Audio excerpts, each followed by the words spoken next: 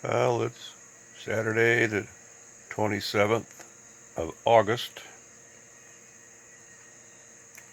It's around 12:30, 1 o'clock in the afternoon. And I'm out in the garage. I got these two kittens sound asleep on my lap. Anyway, I wanted to tell you I did go to the cabin yesterday by myself. Got up, I was up around 12:30, and I was wanting to leave around 1:20 when Cindy died 6 months ago, the time, but I didn't leave till about 1:45 Friday morning early. And I drove all the way up to the cabin, went to Houghton Lake first. When I got there, bought 2 breakfast sandwiches and a large coffee, and I ate them both. And then I got a bad stomach ache, and I had to hurry and get to the cabin. And light was just beginning to show on the horizon when I arrived, about 6 a.m. at the cabin. And I can tell you I cried a lot on the way there. I said prayers, tried to pray, tried to listen to the radio. The station kept going in and out here and there. Luckily it was dark, so I couldn't see the surroundings, because we would always make comments about different things,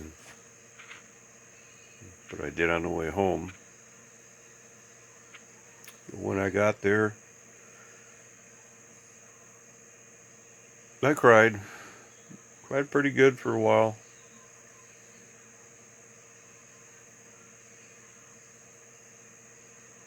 I couldn't believe I was there and she wasn't there.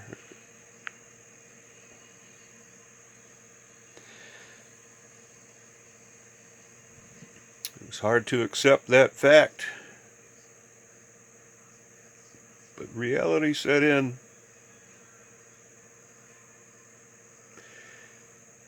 I knew that she would never be there again to see her place she loved so much.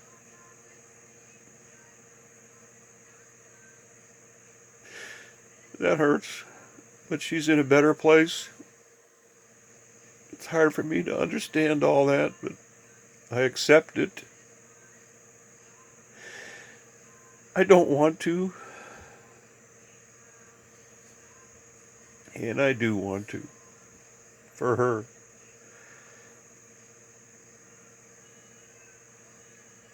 I lost my wife February 26th, 2022.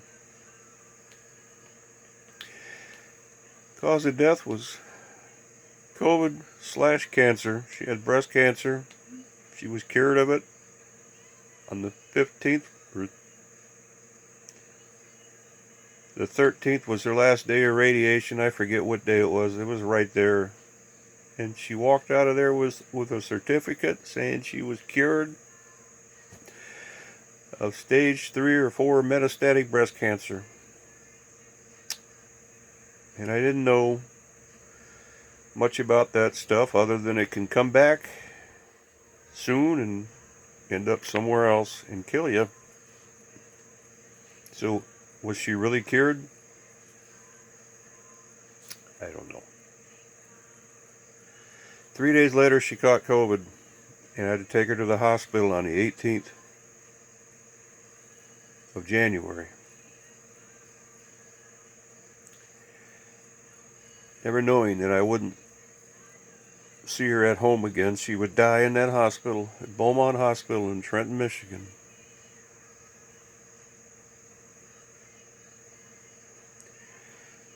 When I said goodbye to her, when I dropped her off, a journey began that it's hard to talk about. Because I had COVID too. I didn't know it yet, but the next day I did. And I got real sick too. It almost took my life.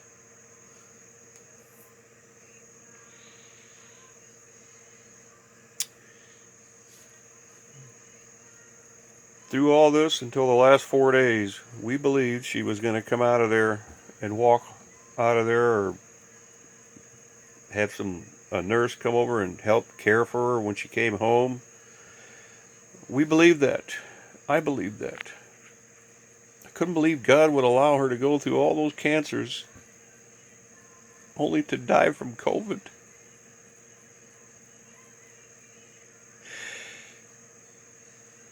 I have to believe He knows what He's doing, because I have no other option. But in the end, this is the best option, because it's the only one I have. And He is God, and He is sovereign. He can do what He wants. He has His reasons, and I think I know somewhat of what they are and why now. I didn't know then. I was very angry at God. Very angry. Yes.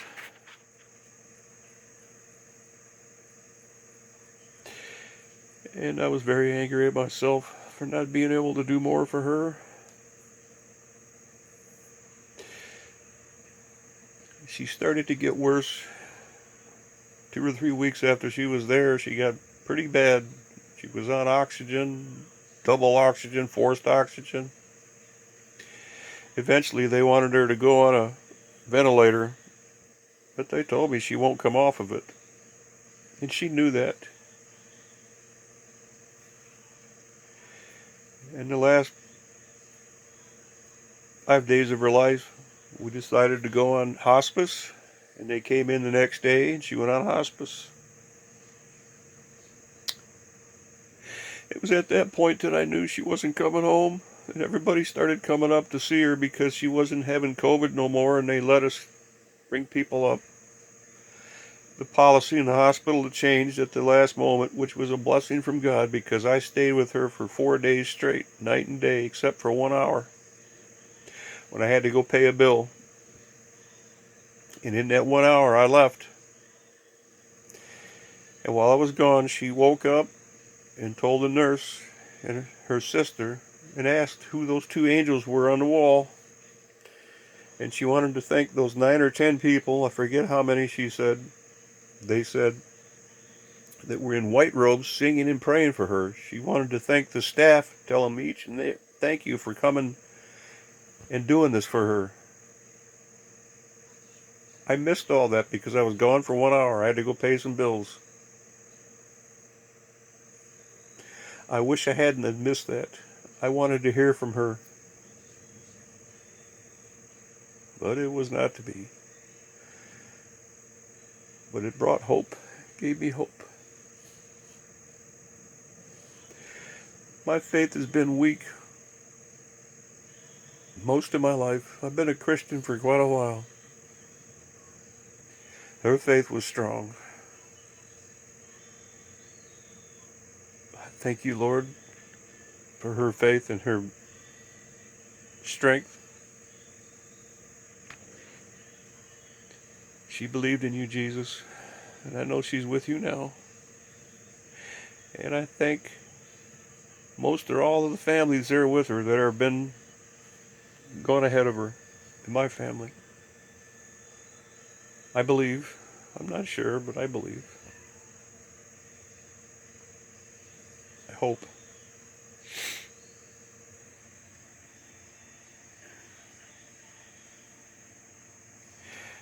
I'm rattling on. I don't know what I'm saying. I don't know. I'm trying. All these thoughts are in my head here. I have trouble trying to explain things. My memory gets clouded, confused. While I was up at the cabin, I had to cut grass and do some maintenance work, and I was going to come home 1 o'clock in the morning, Saturday morning. But I couldn't handle it no more. I left at 4:30 in the afternoon on Friday, and I drove all the way home. I cried so hard up there I thought I was going to die.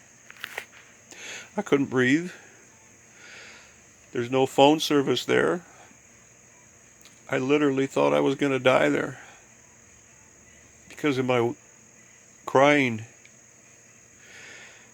and being in bad shape and losing all the weight and trying to do all the work. It was not a good idea, but I had to get done, and God saw me through it. And I thank Him for that right now. I did when I got home. And I'm glad I'm home because this is where I feel the best right now.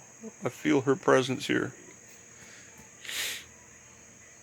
I can talk to her more, and I have the cats here to take care of, and people I know and friends that have, new friends that I've acquired because of this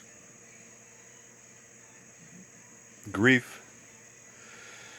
I'm in exclusive clubs now, grieving clubs. None of us want to be there, but we are. And we need each other. And I have some cousins and friends that nonstop text me or send me cards. None of them are near. They're all far away. And I have her family, but they're staying distant from me. And that's okay. And I have some other family too. My dad's third wife and their family, they're there if I need them. They said that, and I believe that. It's just no one understands. Except you're going through this, you do not understand this. And if you're listening to this, you've lost your spouse, you get it. You understand. I pray for you because I know you're hurting. It'll be a while to get over this, if I ever do, and I probably never will.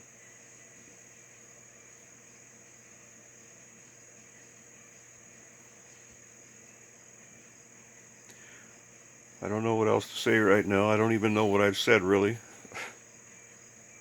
That's been my life right now.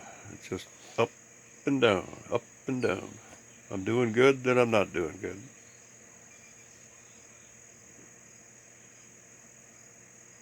I thank God for His mercy and grace because that's what's carried me through all this. And I hope it does you too.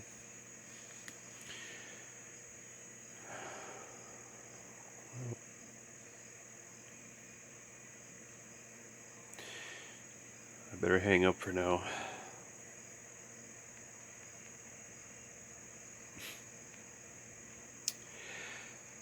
I know that woman loves me. She showed it every day, and I love her for it. I love her more now than I ever have. That hurts. I love you, honey. I can't wait to see you. Bye for now.